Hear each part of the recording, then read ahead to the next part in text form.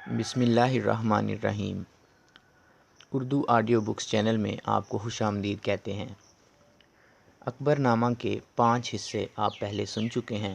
آج ہم چھٹے حصے کا اردو ترجمہ پیش کریں گے۔ اکبر میں ہاتھی کی سواری کا شوق اس وقت پیدا ہوا جب ہمایوں نے اسے ایک ہاتھی بطور تحفہ دیا۔ یہ ایک پرسکون ہاتھی تھا اور ایسے سوار کے لیے انتہائی موزوں تھا جس نے اپنی سواری کا نیا آغاز کیا ہو۔ بادشاہ بننے کے بعد اکبر نے پہلی مرتبہ ایک مست ہاتھی کی سواری کی جبکہ اس کی عمر اس وقت محض 14 برس تھی۔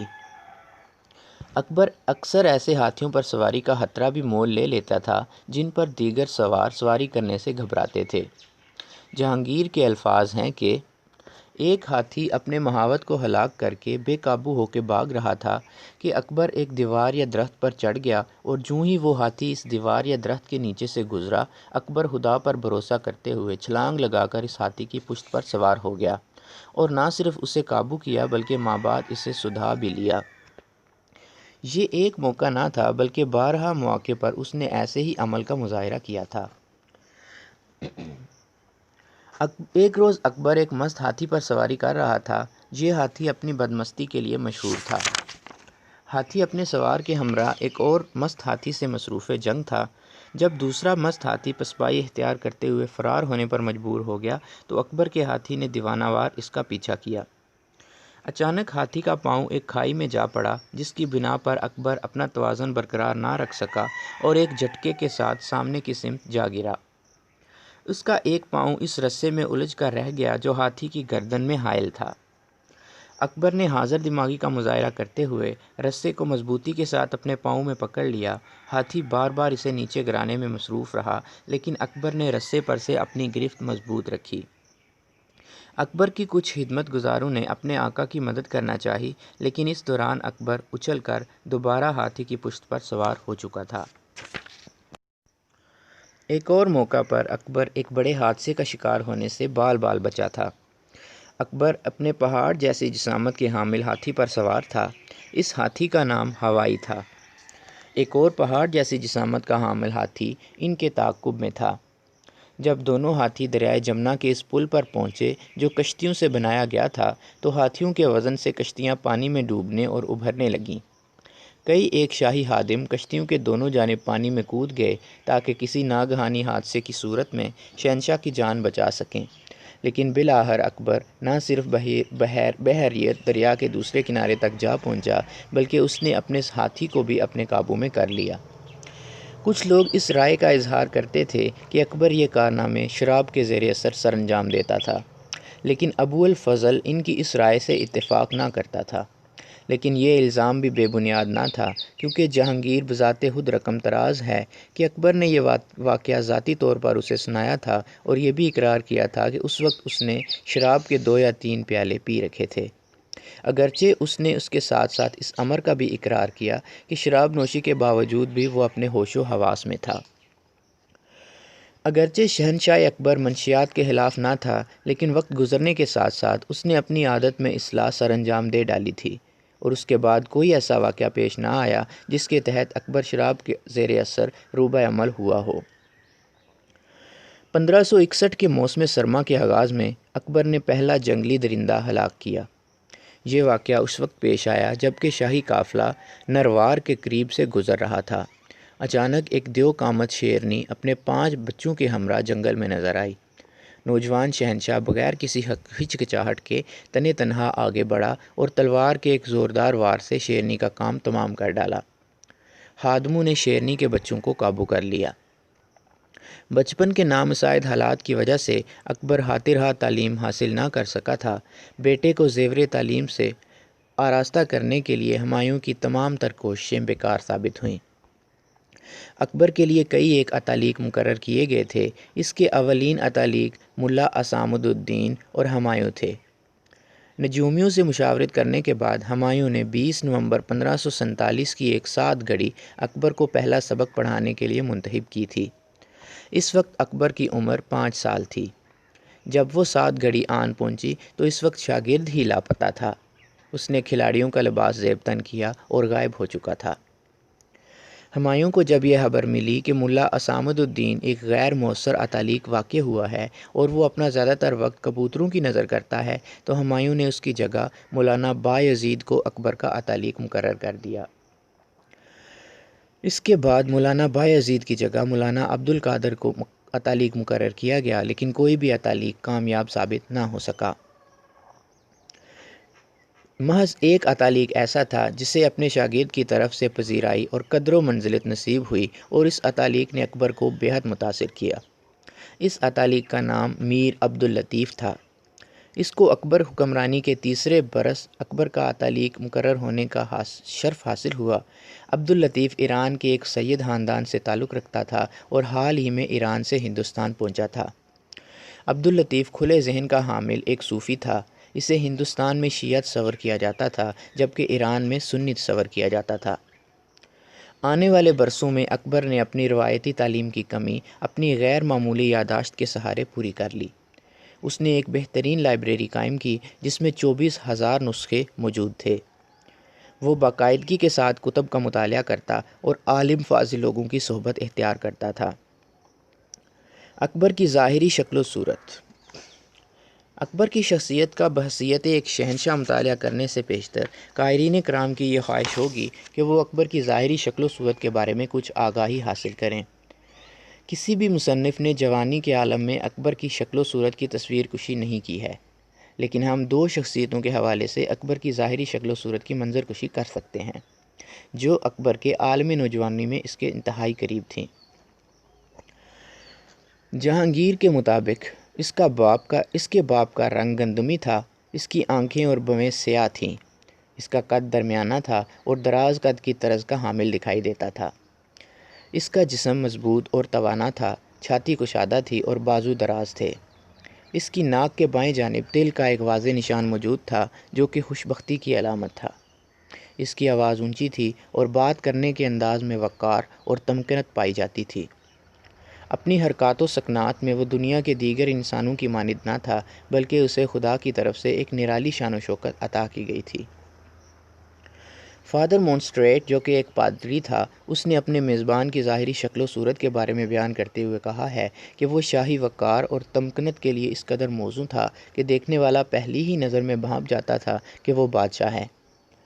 اس کی رنگت ہلکی بادامی تھی، اس کی پیشانی کشادہ تھی اور اس کی آنکھیں روشن اور چمکدار تھیں۔ اس کی بھویں زیادہ گھنی نہ تھیں، لیکن اس کی پلکیں دراز تھیں۔ اس کی ناک ستواں تھی اور اس کے چہرے پر سجی ہوئی تھی۔ اس کے بائیں نتنے اور بالائی ہونٹ کے درمیان ایک تیل تھا۔ وہ اپنی داڑھی کی شیو بناتا تھا، لیکن اس نے چھوٹی چھوٹی مونچھیں رکھی ہوئی تھیں۔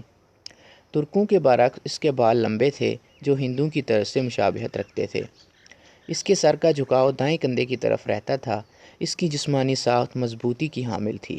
وہ نہ ہی بہت دبلا پتلا تھا اور نہ ہی بہت موٹا تازہ تھا۔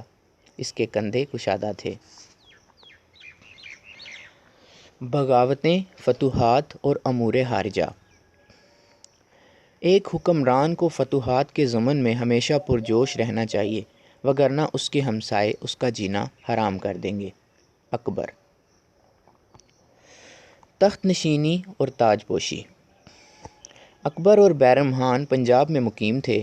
14 فروری کو کلانور کے چھوٹے سے قصبے کے ایک نامکمل باغ میں بیرم خان نے دیگر شرفاء اور افسران کی موجودگی میں مستقبل کے مغل اعظم اکبر کی رسم تخت نشینی اور تاج پوشی سر انجام دی۔ 13 سالہ حکمران کی صورتحال بھی بالکل اسی طرح پرخطر تھی جس طرح اس کے دادا بابر کی صورتحال اس وقت پرخطر تھی جبکہ اس نے اپنے باپ کی وفات کے بعد فرغانہ کی حکومت سنبھالی تھی۔ اگرچہ اکبر کا یہ دعویٰ تھا کہ آگرہ تا دریائے سندھ پٹی اس کی ملکیت تھی، لیکن در حقیقت اس کی افواج کا کنٹرول اسی سرزمین پر تھا جو ان کے قبضے میں تھی۔ ہندوستان کے شمال مغرب میں کابل اور بدخشاں پر اکبر کی برائے نام فرما روائی تھی۔ کابل کو ہمایوں نے اپنے دیگر بیٹوں میں سے ایک بیٹے مرزا محمد حاکم کے سپرد کر رکھا تھا۔ اکبر کی تخت نشینی کے وقت حاکم کی عمر 2 برس سے بھی کم تھی۔ بدخشاں پر سلیمان کا تسلط قائم تھا اور اس کی تعیناتی بابر نے کی تھی۔ سرشاہی سلسلے کے 3 ارکان جو اس وقت شمالی ہندوستان میں حصول اقتدار کی جدوجہد میں مصروف تھے، جبکہ ہمایوں نے اپنی کھوئی ہوئی سلطنت دوبارہ حاصل کرنے کی غرض سے دریائے سندھ عبور کیا تھا، وہ اب تک برسر پیکار تھے۔ ان میں سے سکندر پنجاب میں، عادل چنار میں، اور ابراہیم بنگال میں جدوجہد میں مصروف تھے۔ راجپوتانہ، جو کہ آگرے سے زیادہ دور نہ تھا، وہاں پر کئی ایک طاقتور سردار بے لگام ہو چکے تھے۔ خشک سالی اور لمبے دورانیہ پر محیط جنگ و جدل نے دلی اور آگرے کے علاقوں میں ایک خوفناک قحط کو جنم دیا تھا۔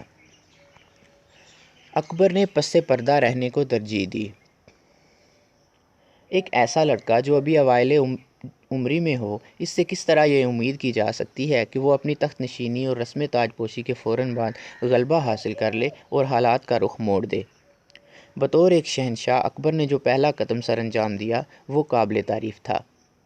اس اقدام کے تحت اس نے اپنا ایک سرپرست مقرر کیا۔ یہ بیرم خان تھا۔ اکبر نے اسے وکیل یا وزیر اعظم نامزد کر دیا اور سلطنت کے فوجی اور شہری دونوں امور پر اسے مکمل اختیار بخش دیا۔ یہ ایک دانشمندانہ اقدام تھا۔ ہمایوں کی ایران میں اقامت کے دوران بیرم خان اپنے آپ کو اہلیت کا حامل ثابت کر چکا تھا۔ اس کے علاوہ اس وقت وہ ایک اچھا مشیر بھی ثابت ہوا تھا اور اس کے علاوہ وہ ایک قابل جرنیل بھی تھا، اور اس کی اسی اہلیت کی بنا پر ہمایوں دوبارہ سلطنت ہند پر اپنا تسلط قائم کرنے کے قابل ہوا تھا۔ ہمایوں نے اسے سب سے بڑے اعزاز سے نوازا تھا۔ اسے خانِ خانہ کے اعزاز سے نوازا گیا تھا، یعنی خانوں کا خان۔ چونکہ بیرم خان شیعہ تھا، لہٰذا اس نقطہ نظر سے بھی اس اعلیٰ ترین عہدے کے لیے اس کی نامزدگی ایک محفوظ نامزدگی تصور کی جا سکتی تھی، کیونکہ اس کے مسلک کے اتنے پیروکار کلیدی عہدوں پر موجود نہ تھے کہ وہ بذات خود تخت پر قبضہ کرنے کے خواب دیکھتا، کیونکہ دیگر کلیدی کمانڈروں کی اکثریت، جس میں شاہی خاندان سے متعلق کمانڈر بھی شامل تھے، مسلک کے لحاظ سے سنی تھے۔ بیرم خان نے 1560 تک بطور قائم مقام حکمرانی کے فرائض سر انجام دیے۔ اس کے بعد ایک مختصر دورانیے تک اکبر کی سابق خادماؤں میں سے ایک خادمہ ماہا مناگا ایک سیاسی قوت کے طور پر منظر عام پر آئی۔ ابو الفضل بتاتا ہے کہ جون 1962 میں ماہم کی وفات کے بعد نوجوان حکمران نے سلطنت کے امور میں حقیقی دلچسپی لینی شروع کر دی۔ حالات کا ایک محتاط جائزہ یہ ظاہر کرتا ہے کہ ان ابتدائی برسوں کے دوران ذمہ داریوں کو تفویض کرنا وقت کی اہم ترین ضرورت تھی۔ ایسا دکھائی دیتا تھا کہ اکبر اپنی بادشاہت کے آغاز ہی سے ان غلطیوں کو دہرانا نہیں چاہتا جو اس کے باپ سے سرزد ہوئی تھیں، اور وہ اپنے تخت سے دستبردار ہونے کا خطرہ مول لینے کو تیار نہ تھا۔ اسے اپنے آپ کو اپنے والد جیسی غلطیوں سے بچانے اور تاج و تخت کو محفوظ بنانے کے لیے کچھ زیادہ پس پردہ رہنا درکار تھا، اور وہ اس کے لیے بخوبی آمادہ تھا۔ اکبر نے جس طرح ابو المالی کو قابو کیا تھا، اس واقعے سے یہ ظاہر ہو گیا تھا کہ اکبر اتنی اہلیت کا حامل تھا کہ وہ ہر اس شخص کو رائے رات پر لا سکتا تھا جو اپنی حیثیت سے تجاوز کرنے پر آمادہ ہو۔ ابو المالی والا واقعہ پنجاب میں پیش آیا۔ اکبر اس وقت ولی عہد تھا اور ابو المالی شہنشاہ ہمایوں کا مربی اور دوست تھا، اور شہنشاہ ہمایوں اس وقت زندہ تھا۔ اس میں کوئی شک نہیں کہ ابو المالی نے میدان جنگ میں نمایاں خدمات سر انجام دی تھیں، لیکن جس امر نے اس کا دماغ خراب کیا وہ ہمایوں کی محبت اور شفقت تھی۔ ہمایوں عام اس سے اظہار محبت اور شفقت کرتے ہوئے اسے میرا بیٹا کہہ کر مخاطب کرتا تھا۔ اکبر پنجاب پہنچ چکا تھا اور ابو المالی کی جگہ اسے گورنر مقرر کیا گیا تھا۔ دریائے بیاس کے کنارے دونوں کی ملاقات ہوئی۔ اکبر نے ابو المالی کو مجمع میں معقول نشست دی، لیکن ابو المالی نے اکبر کو یہ شکوہ ارسال کیا کہ اکبر نے اسے مناسب قدر و قیمت سے نہیں نوازا۔ اس نے شہزادہ اکبر کو یہ یاد دہانی کروائی کہ ایک مرتبہ ایک شکار کے دوران اسے ہمایوں کے ساتھ نشست عطا کی گئی تھی اور اسے اسی تشتری میں کھانا پیش کیا گیا جس میں شہنشاہ کو کھانا پیش کیا گیا تھا۔ اس نے احتجاج کرتے ہوئے کہا کہ اکبر نے اسے ایک علیحدہ نشست اور ایک علیحدہ جگہ بیٹھنے کو کہا۔ اکبر نے مسکراتے ہوئے ابو المالی کا شکوہ وصول کیا اور اسے جواب فراہم کرتے ہوئے تحریر کیا۔ ریاست کے قوانین اور محبت کے قوانین میں فرق ہوتا ہے۔ میرے ساتھ تمہاری وہ صورتحال نہیں جو صورتحال تمہاری شہنشاہ ہمایوں کے ساتھ تھی۔ مجھے حیرانگی ہے کہ تم دونوں اقسام کی صورتحال میں تمیز کرنے سے قاصر ہو۔ اس گلے شکوے کے فوراً بعد ہمایوں کی وفات کی خبر آن پہنچی اور اکبر کی تخت نشینی اور رسم تاج پوشی کے تیسرے دن ابو المالی کو ایک تقریب میں مدعو کیا گیا۔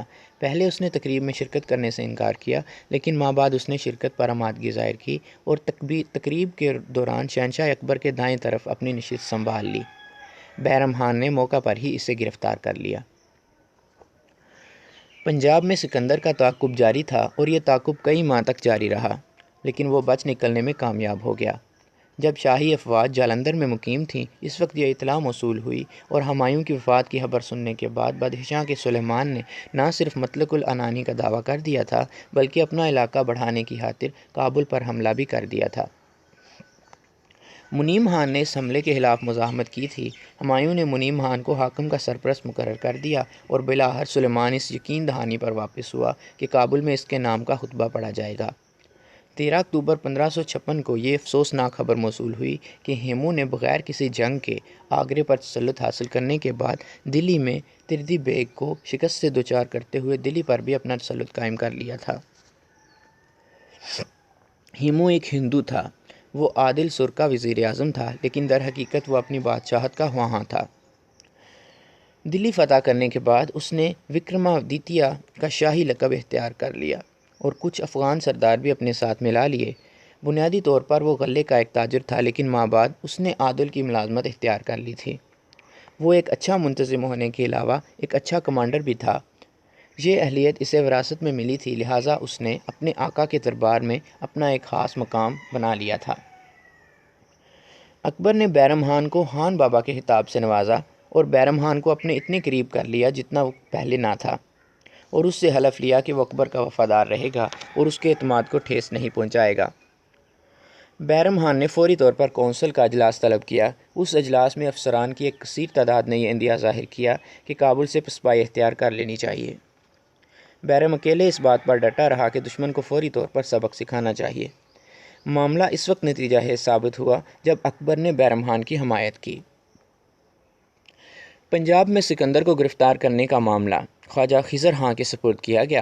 خواجہ خضر خان ہمایوں کی ہمشیرہ گل بدن بیگم کا خاوند تھا اور فوج کے کثیر حصہ نے اکبر اور بیرم خان کی رہنمائی میں مشرق کی جانب پیش قدمی شروع کر دی تاکہ ہیمو کی سرکوبی کو ممکن بنایا جائے۔ سرہند کے مقام پر پسپائی اختیار کرنے والا تردی بیگ بھی شاہی افواج کے ساتھ آن ملا۔ بیرم خان اور تردی دونوں ایک دوسرے کے مخالف تھے۔ بیرم شیعہ تھا جبکہ تردی سنی تھا۔ فوج کا کنٹرول سنبھالنے کے ضمن میں بھی دونوں میں عداوت چلی آ رہی تھی۔ تردی کی حالت چونکہ قابل رحم تھی، وہ دلی کا تسلط کھو چکا تھا، ہیمو کے ہاتھوں شکست خوردہ تھا، لہٰذا بیرم نے فیصلہ کیا کہ اسے منظر سے ہٹا دیا جائے۔ ایک روز جب اکبر کسی کام کے سلسلے میں باہر نکلا ہوا تھا، بیرم نے تردی کو اپنے خیمے میں آنے کی دعوت دی اور اس بہانے سے اسے موت کے گھاٹ اتار دیا۔ جب اکبر کیمپ واپس پہنچا تو بیرم نے اکبر سے معذرت کی کہ اس نے اس کی اجازت کے بغیر ہی تردی کو موت کے گھاٹ اتار دیا اور اکبر کو یہ باور کرایا کہ اس کا یہ اقدام تخت مغلیہ کے عین مفاد میں تھا۔